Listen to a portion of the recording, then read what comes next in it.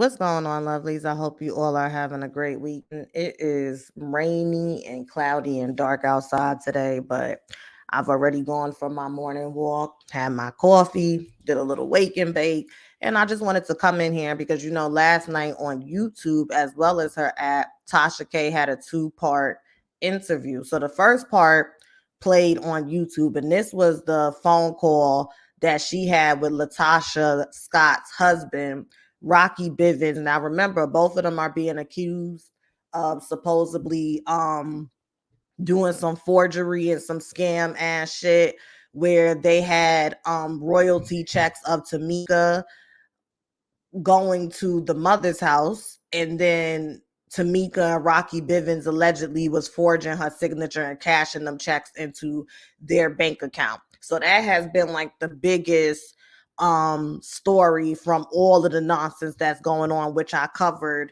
earlier this week. So make sure you go and check those videos out. So remember, some woman had came out and claimed that she was pregnant, like she had posted an ultrasound sonogram or something, and then it kind of went away. And Latoscha was just, she's been doing press. She was just talking about how her and her husband have a good marriage, haters, people lying. And now a phone call comes out that pretty much exposes Rocky Bivens for being very paranoid. He was very frantic.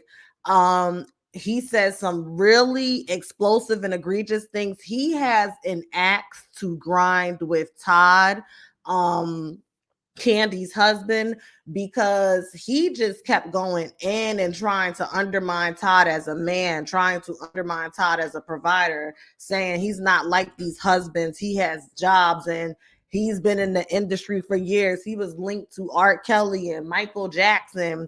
And the reason why you never hear stories about him is because of how important he is and the connections he has, and people just know not to speak on him. He is like a true fucking narcissist. He's like a grandiose narcissist where he really has this sense of self-importance, and it's like, nigga, you only important in your imagination because I never fucking heard of you.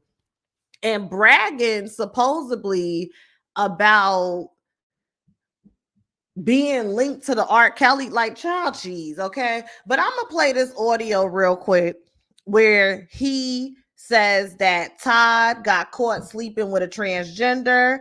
Tamika was sending him nude photos, and that Tiny's in trouble. So let me just play that real quick, and I'm gonna come back with the rest of my commentary. Now the news is Tamika, my sister-in-law, was sending me naked pictures. Todd sucking a tranny's dick, and Tiny in trouble. That's about to be the biggest news today. So, okay, like he really was on one last night, talking in circles and not saying much of anything. If y'all want an in-depth, detailed review of the interview that happened on Tasha K Live with the mistress, check out Scotty by Nature, because he did an in-depth, detailed review of that interview. And now what I want to know is, because the rumor on the street is that supposedly Rocky Bivens was taking Latoscha's money, allegedly, and even possibly Tamika's money, and he was using that to fund his lifestyle with his mistress.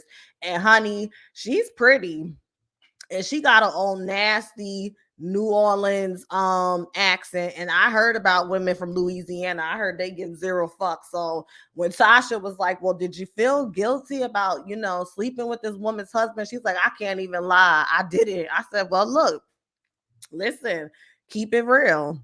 Keep it real. I respect people that keep it real and stand in their truth.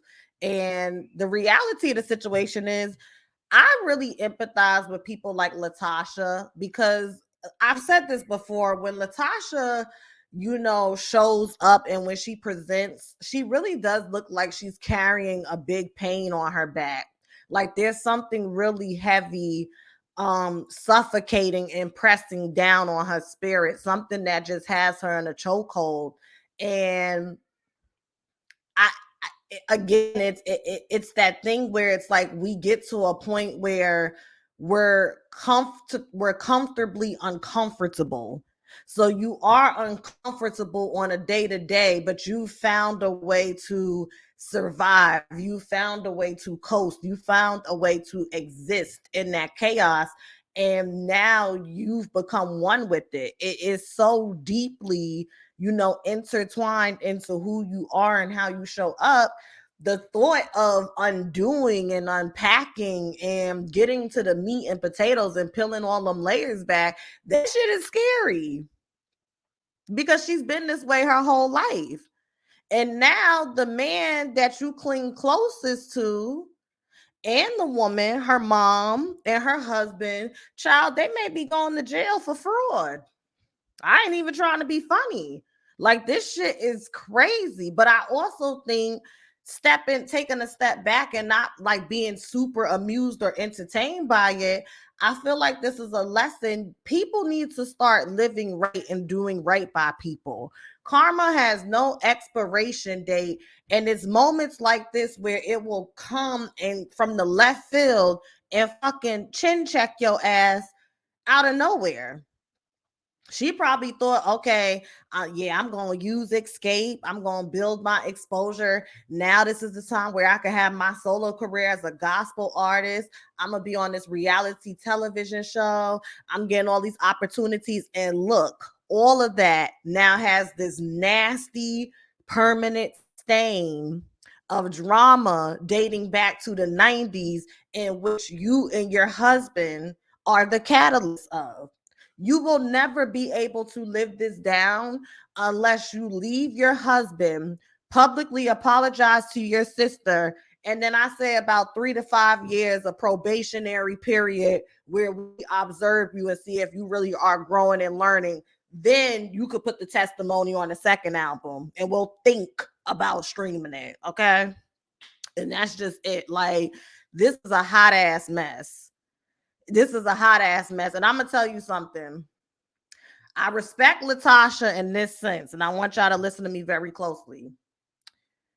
She's from the old school where if you, with the Evelyn Braxton, tell Tamar and Tony Braxton, if you ain't gonna do nothing, front your man about cheating, then let him cheat in peace.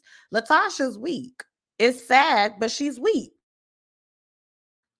She don't have the strength to stand on her own 2 feet and leave her husband, her handler, her enabler, her alleged abuser.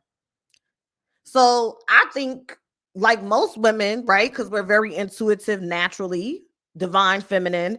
She knew her husband was creeping. She knew her husband was cheating. She probably, like, again, being comfortable in the storm. You have a whole tornado, hurricane, and tsunami happening around you, but you just sitting in your square with your rain jacket and umbrella just chilling. She's learned how to be comfortable in chaos. But see, the universe has a way of like making it to a point where the toxicity, the negativity, the shadow energy, that low vibrational shit is so loud and it's so in your face, you can't ignore it. And I just feel like that's where they're at in their karmic journey. That's where they're at. And it's just very unfortunate. I hate to see a woman be embarrassed like this. This is sad. But I also feel like it's a great opportunity to go beyond the characters and talk about the themes, because these themes, especially with women of that generation, these are the themes, that black southern church mindset that's ingrained in you, where you use the Bible. That's like I was on her story and she posted this TD Jakes clip of when you're being elevated, people come for you. Like, people like that really tick me, but also it makes me sad because it's like, you're so delusional. You really think you're the victim. You are a victim. You are a victim. But No, you're being victimized, but you're not a victim. I think that's the proper way to say it. Because you're a willing participant. It's ridiculous. But I'm gonna get out of here. Just a short little yang yang yang for y'all on a Saturday. Y'all have a good weekend. Be safe. I will have a video coming out tomorrow. It's going to be about the 2-year-old baby girl that was strangled on FaceTime. I really would like y'all to watch the video for the conversational part, and like, can we just have, like, a good dialogue in the comments, because I'm noticing that I'm seeing more and more stories of young women of color, you understand, being killed by the father of their children, being killed with their children by the father of their children and their husband, and or the father is killing the children. And we just need to have a conversation. It's really hard to have those conversations because you don't want to cast blame on someone who just went through a loss like that. In addition to that, there has to be a conversation about us being more accountable with who we lend our womb to. You understand what I'm saying? And it just is what it is. So y'all hit the thumbs up, comment below, let me know what y'all think about this. Look for that video tomorrow sometime in the afternoon or maybe the morning. And yeah, love y'all always. Bye.